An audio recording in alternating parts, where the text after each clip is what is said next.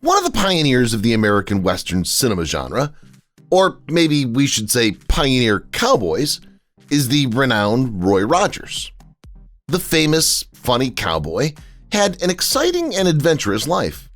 He appeared in over 100 films and television series, such as Wonder Woman, Sons of the Pioneers, and The Roy Rogers Show. Rogers always met obstacles head-on, with a smile and boundless strength, regardless of the good and bad times. Get ready for Roy Rogers' incredible life and what his children say about it, from his career achieving unusual goals to his many love relationships and devastating losses. A born and raised Midwestern boy. Born on November 5, 1911 in Cincinnati, Ohio, Roy Rogers was initially called Leonard "Len" Franklin Sly. His parents were Andrew "Andy" Sly and Mattie Sly. Cincinnati, where he was born, was a thriving Midwestern Ohio metropolis. His stay there was brief, however. The family lived in a small tenement that would eventually be the location of Riverfront Stadium, which was renamed Synergy Field. Change was imminent for the Sly family, even in the early years. Rogers' parents left the city when he was a child in search of brighter prospects and a new beginning. This choice would shape the life and legacy of a guy who would become one of America's most adored performers, dubbed the King of the Cowboys, who personified the spirit of tenacity and dream chasing. The family's first move. Hollywood's depiction of the Wild West made Roy Rogers one of the most adored singers and entertainers of the 20th century, a cultural hero and the King of the Cowboys. But he came from modest origins and rose to renown. Rogers was born in the Midwest, and a daring family choice marked the beginning of his rise to fame. The experience started when his father, Andrew "Andy" Sly, and Uncle Will decided to leave Cincinnati for better opportunities. With ingenuity and perseverance, they built a houseboat out of used wood and set out to go down the Ohio River to Portsmouth, a charming riverbank community. The early period of Rogers' life demonstrates his family's resourcefulness and tenacity. It sets the stage for his eventual development into a representation of the American spirit and the enduring allure of the Old West. Indeed fascinating. A bit of good fortune from the Great Flood. The family purchased many properties to build their dream house in Portsmouth, their destination, but they came upon a situation that should have been bad but was quite good. The Great Flood of 1913 hit the Ohio area almost immediately after the Sly family relocated to Portsmouth. Despite the apparent harm and destruction to the area, the Rogers family could still reach their houseboat. Instead of beginning from scratch to build a house on dry land, they can decide to relocate their houseboat to their newly purchased property. How absurd! Another move for the family. The Rogers family looked for a new beginning and a more secure lifestyle in 1919. They erected a simple house on a plot of land they bought close to Lucasville, Ohio, just 12 miles north of Portsmouth. This relocation was a turning point in the family's history since it exposed young Roy Rogers to the world of animals and the country's lifestyle. He started to acquire the abilities and morals that would eventually characterize his recognizable cowboy image when horses, cattle, and other farm animals surrounded him. These early experiences shaped his lifelong cowboy mentality, which instilled a profound respect for nature, hard labor, and independence. However, the family's path was far from stagnant as more big upheavals were to come, testing their ability to bounce back and adjust to new situations. This period of Rogers' life was not only influential, but it also exemplified the tenacity that characterized his subsequent achievements. Getting a second job. When Rogers' father realized that the farm would not be enough to provide the family's income, he realized he would need another job. He purchased the property after working for a week at the city's shoe factory. He would spend the weekends at the farm while he was gone on this job at the Portsmouth facility. Although a family may find it challenging, one advantage of his work was that his father could provide them with many exciting gifts, one of which would change Roy's life forever. The ultimate life-changing present. Whether or not that was the norm, can you imagine how hard it must have been for the family to spend weekends together? Despite his father working at the factory and spending most of the week away from them, the family always made ends meet. Roger's father also did his best to spoil them whenever he could. One weekend, for example, the father brought home a gorgeous horse, which the family adored. Rogers fell in love and learned the basics of horsemanship and horseback riding, which would be helpful for him later on when he teamed up with Trigger the horse. What a wonderful present! Fun on the farm. A significant factor in Roy Rogers' seeming destiny for success was his passion for horses. By age 10, he was already riding horses across the countryside and forming a relationship with them that would later define his image as a cowboy. But there was more to family farm life than simply horseback riding. The Rogers family filled their days with creativity and community since they had the luxury of a radio or other contemporary diversions. They adopted a modest but happy way of living, often gathering on weekends to dance, laugh, and listen to music with their neighbors.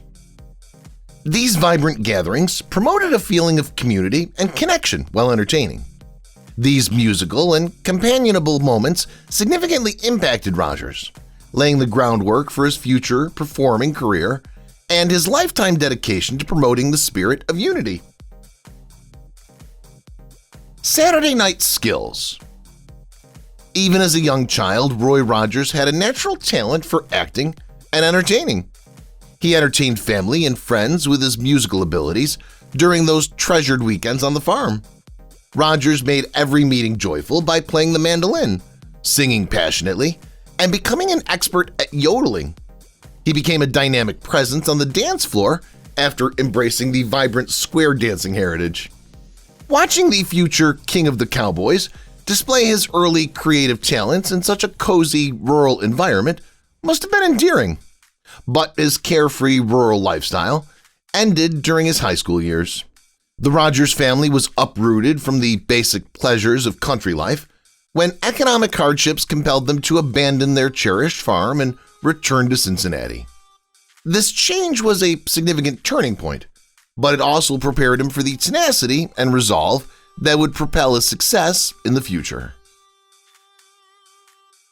High school dropout.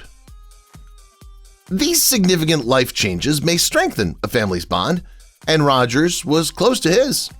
As a teenager, he found a new way to support his family, even though his abilities kept everyone laughing and happy. Rogers left McDermott High School in Ohio after his second year. He wanted to help however he could after seeing the family needed more cash. How noble! Worker by day, student at night. Being a doctor was Rogers' childhood dream. Thus, his choice to leave school did not indicate that he didn't value a quality education. Rogers was an intelligent champion who was committed to completing his studies. Since he could not attend school during the day, he found a different way to learn. In addition to working with his father at the shoe factory during the day, Rogers had enrolled in night school.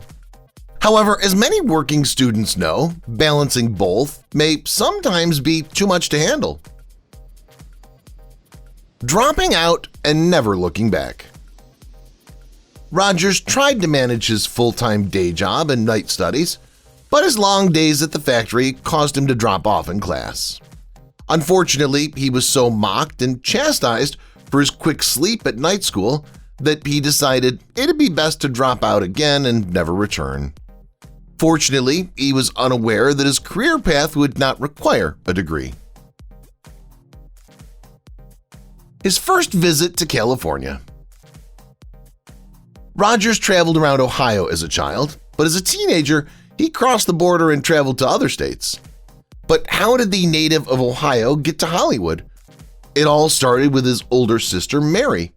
When she married and moved out west, Rogers and his father visited her in California, and the two lost their jobs at the plant during the Great Depression. Rogers found employment in California as a fruit picker. From a laborer to a performer. By 1930, when he was in his late teens, Rogers had packed up his life and moved to sunny California. It's possible that he started off doing physical work before entering the entertainment industry. His sister, Mary, who lived in California, motivated him. She suggested he try out for a competition hosted by the local radio show Midnight Frolic. Rogers' first music gig and band. About a year after moving to Inglewood, California, Rogers got a call about a new opportunity to perform his passion and musical skills on a radio program. For this talented but quiet teenager, performing on a television show was a completely different experience, even if he was used to performing in front of his loved ones. He aced his audition, nevertheless, since his passion overtook him. A few days later, he was asked to join the Rocky Mountaineers, a real country band. How exciting! The first step in making history. You can only imagine how happy Rogers and his family were to get their first job. And to get an invitation to join a band a few days later? No one's ever done that before. The opportunity to join the band the Rocky Mountaineers and the radio program Midnight Frolic was not particularly noteworthy, despite being Rogers' first excursion into the music industry. No one knew this was the start of making history and becoming the king of the Cowboys. The Pioneers Trio. For several years, Rogers played with various bands and musical groups, such as the International Cowboys, the O-Bar-O Cowboys, and Jack Lefevre and his Texas Outlaws. However, nothing was successful and did not last until early 1934. In his first musical group, the Rocky Mountaineers, Roy Rogers, Len Sly, reconnected with two of his previous bandmates, Tim Spencer and Bob Nolan. Together, they formed the Pioneers Trio, which became the well-known Sons of the Pioneers. Sons of the Pioneers. Although Roy Rogers initially had some challenges in his career, he rose to stardom much more quickly than many other artists. One of the first Western music performers, Sons of the Pioneers is considered a pioneer in Western country music. Their unique songwriting, singing, and overall talent transformed the country music genre. One of the vocal groups in country music with the most extended history, the Three is still commended for bringing new artistic and innovative ideas to the market. One of the Sons of Pioneers' first hits, Tumbling Tumbleweeds, was among the more than 30 songs they published in a short period. However, it was not the only thing Rogers did in the middle of the 1930s. Roy Rogers' first marriage. As part of his adventurous lifestyle, Roy Rogers had a busy love life. Early in the 1930s, he started experimenting with music and met Lucille Ascalise, an admirer. The two fell in love rapidly, and in 1933, he won her over to his position as Justice of the Peace in Los Angeles. As it turns out, not everyone's first love is their only love. Therefore, the couple chose to end their marriage after 3 years.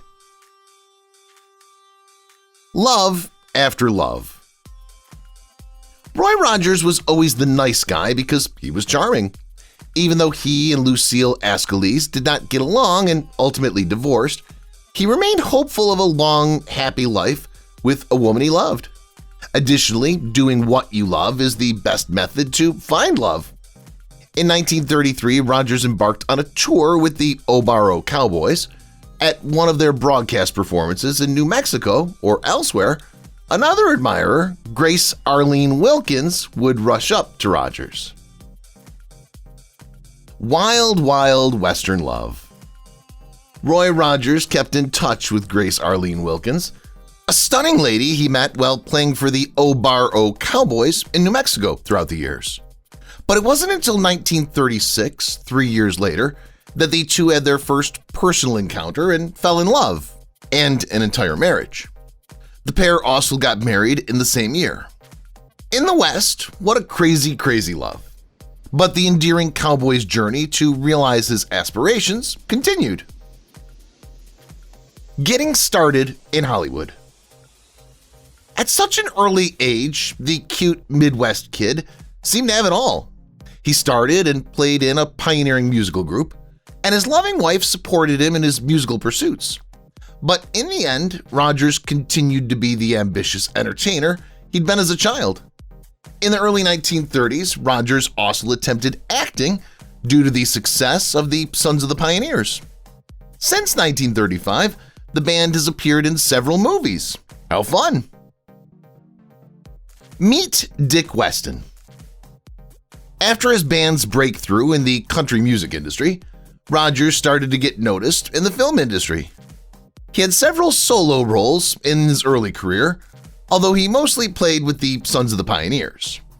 During this brief period, his name was changed from Leonard "Len" Sly to Dick Weston, and he sang in the shows The Old Barn Dance and Wild Horse Rodeo.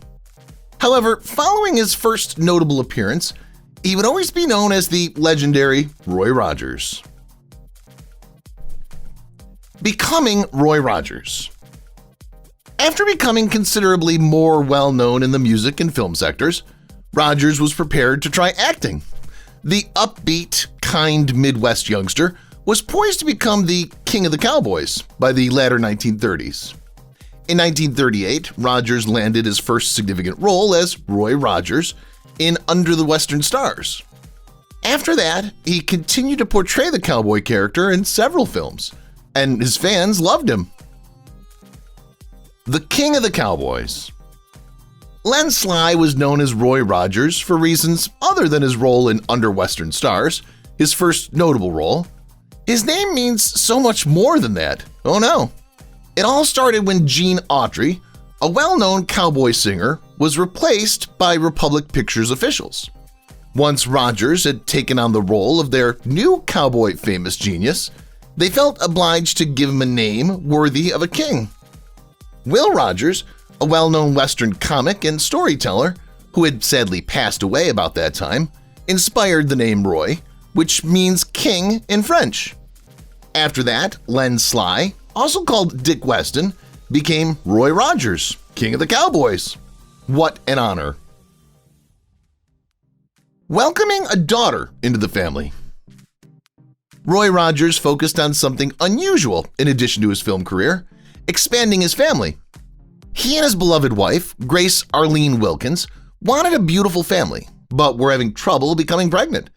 This did not, however, prevent them from having children. If we've learned anything about him, Roy Rogers never gives up and always finds a way to make things work. The happy couple brought their newly adopted daughter, Cheryl Darlene, into their home in 1941. It's a girl. Roy Rogers and his wife, Grace Wilkins, experienced an unmatched appreciation and delight with the birth of their daughter, Cheryl Darlene. Her adoption brought love and optimism for the future into their lives and signaled the start of the family they'd always imagined. Even more benefits were ahead of them as they eagerly embraced parenting. The couple was thrilled to learn Grace was expecting a child 2 years after introducing Cheryl. With the promise of even more joy and treasured memories, the prospect of welcoming a newborn girl into their expanding family was exciting. For the Rogers family, this started a beautiful chapter full of love, joy, and the wonder of two amazing little miracles. With love and faith at its core, their tale testified to the beauty and unexpected shocks life can bring. Not one, but two miracle babies. Unfortunately, many families have faced several difficulties as a result of getting pregnant. Despite having trouble becoming pregnant in their early years of marriage, Roy Rogers and Grace Wilkins brought another daughter, Linda Lou, into the world in 1943. A few years after the couple was blessed with another miracle baby, their first son, Roy Jr., also called Dusty, was born. How adorable! Nevertheless, along with their excellent news came some bad news. The gain and loss of a loved one. In the autumn of 1946, Roy Rogers and Grace Wilkins were blessed with a son who greatly expanded their family. Unfortunately, Wilkins suffered from severe birth defects. Sadly, she had so many health issues that she passed away only a few days after their kid was born. Rogers was upset and saddened by the loss of his devoted wife, who was also the mother of his 3 children. But the resilient young man quickly recovered. How the King Met the Queen. Roy Rogers had a crucial part in the film Cowboy and the Senorita in 1944, 2 years before the tragic death of his wife, Grace Wilkins. Despite their on-screen chemistry and mutual love of Western storytelling, Rogers and Evans remained friends at the time because they were both married to other people. He starred in this movie with Dale Evans, a gifted and enthusiastic actress who became known as the Queen of the West. Rogers' famous horse companion, Trigger, was cast alongside them and is renowned as the smartest horse in the movies. But their relationship was indisputable and only became stronger with time. They had no idea destiny had more in store for these two similar souls. The road that would eventually turn their relationship into one of the most treasured collaborations in Hollywood history began when they first met. The King and Queen's Reunion. Despite his struggles, Roy Rogers persisted in providing the finest life for his children and raising his family. Rogers was lucky not to have to endure the grieving process alone for very long after Grace Wilkins passed away. He and Dale Evans, the Queen of the West, re-established their relationship on a deeper level after Wilkins' death, after they'd first connected on the set of Cowboy and the Senorita. They became closer in ways neither could have predicted because of their mutual love of family, religion, and the Western way of life. A little more than a year after their acquaintance developed into a romantic relationship, the Queen of the West and the King of the Cowboys were married in 1947. Their romance became one of Hollywood's most famous tales, capturing the tenacity, camaraderie, and timeless essence of the American West. They created a legacy and a family together that inspired millions of others. Power couple. Undoubtedly, Dale Evans and Roy Rogers made a lasting impression on the American Western film industry, solidifying their reputation as the King and Queen of the West. Their on-screen chemistry and real-life collaboration produced a distinctive and potent celebrity pair that struck a deep chord with viewers and came to represent the essence of the American West. Although they starred in 8 movies together, their impact exceeded the big screen. Along with their cinematic successes, Rogers and Evans gained national acclaim as television celebrities thanks to their program Happy Trails, which allowed them to show off their skills and kindness. Dale Evans brought her talents to the table like the gifted guitarist Roy Rogers did. She was a successful artist in her own right and wrote the theme song for Happy Trails, which further cemented the couple's powerful influence on entertainment and the Western genre.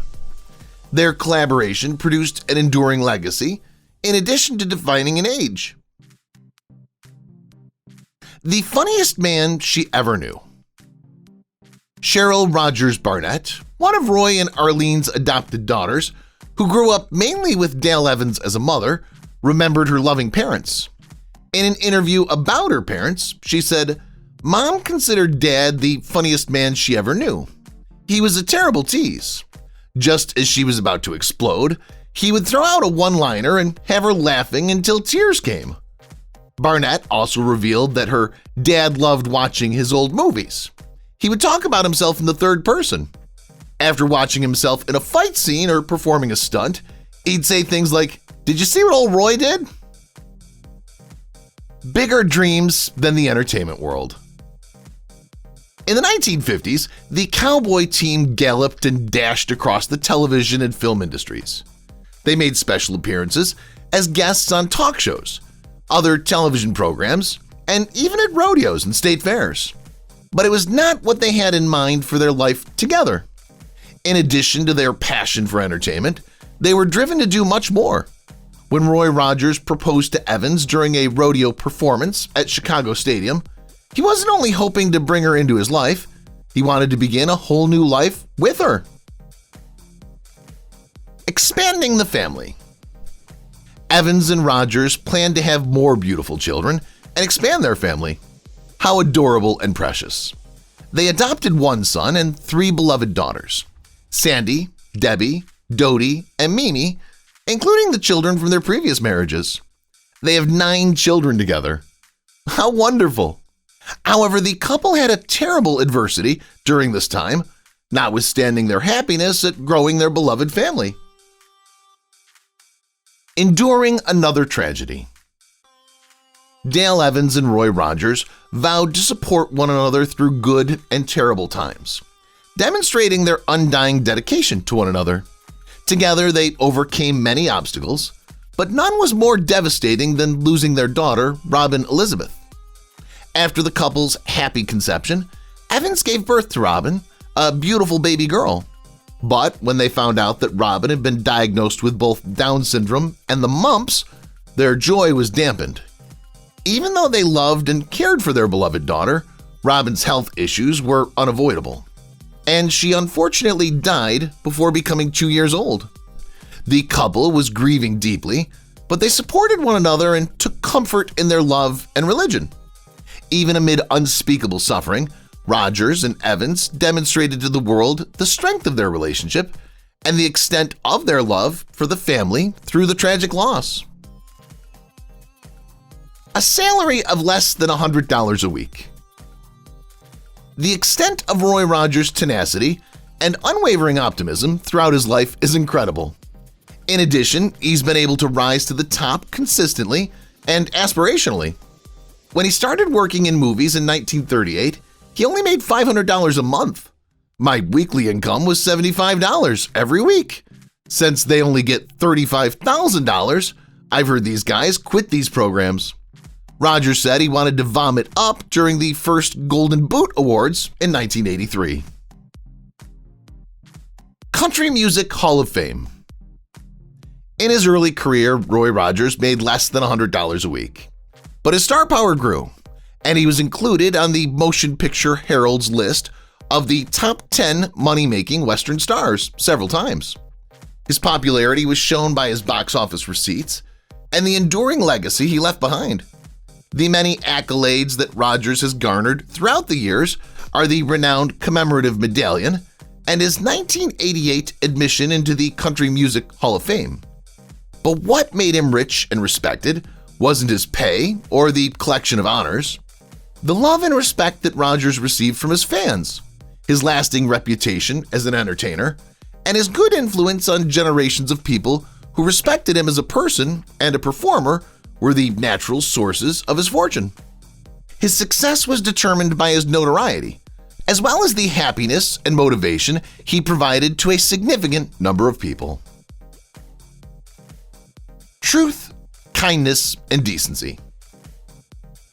Rogers lived by the values of truth, honesty, and decency, and his loved ones thought he was the epitome of what it meant to be a cowboy. From his bright smile and sense of humor to his unique yodels and singing, his all-around kind-hearted manners, and his lovely demeanor, Roy Rogers proved to be a fantastic performer, an inspiring musician, and a very likable guy. His personality, heart, and charm made him a popular figure and a king of the American Western genre. The King of the Cowboys continues to be admired and adored by Westerners worldwide. After reaching great heights and seizing several exciting opportunities, Rogers became one of the most famous people in the United States. A keen cowboy. Despite his friendly smile and contagious humor, Roy Rogers was a clever businessman. He showed his cunning in the 1940s by making sure his contract had a clause giving him ownership of his stage name, recognizable appearance, and unique voice for the sake of merchandise. How clever! Rogers used his reputation in ways that many other celebrities at the time could not because of this progressive step. By running a profitable restaurant chain and creating various things including toys, clothing, novelty items, and comic books, he broadened the reach of his brand beyond television and film.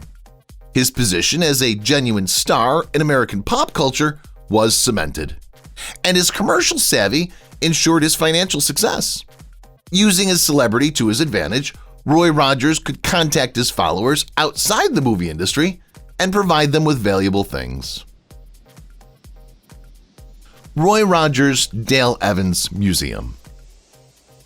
Another excellent historical legacy that Rogers and Evans left us is the Roy Rogers Dale Evans Museum. In the 1960s, Rogers started collecting motorcycles and cowboy hats, and the museum, which focused on the Hollywood careers of the powerful, famous couple, was filled with fascinating personal items and oddities. Visitors have long been perplexed by the museum's closure, even though it was open for several decades, from the late 1960s until the late 2000s. The real reason the museum shut down. The museum was in the Apple Valley of California from 1967 to 2003. However, upon the passing of Roy Rogers and Dale Evans, an administrative decision was made to relocate the museum to Branson, Missouri. However, the museum couldn't make money during the next 6 years, and a new administration decided to close it. The majority of the collection sold for $2.9 million in July 2010. Roy Jr. was moved to tears by the situation when he showed the items at the auction. But what precisely caused its first closure? Roy Rogers made this request when he was still alive. After his death, he informed his family that if it seemed to be costing them more than it was benefiting them, he would want the museum shut down and everything sold. A legacy to live on forever. The king of the Cowboys enjoyed a full life of honor, zeal, love, and sorrow. Before they passed away, Dale Evans and Roy Rogers were happily married. They even passed away in the same way. What a beautiful turn of events. At the age of 86, Rogers passed away from a congestive heart failure on July 6, 1998, and Evans did the same on February 7, 2001. Despite being buried next to one another in California, the two Western legends will continue to impact Hollywood. If you've watched the video till here, that means you've enjoyed the video. Subscribe. Don't forget to turn on the notifications bell icon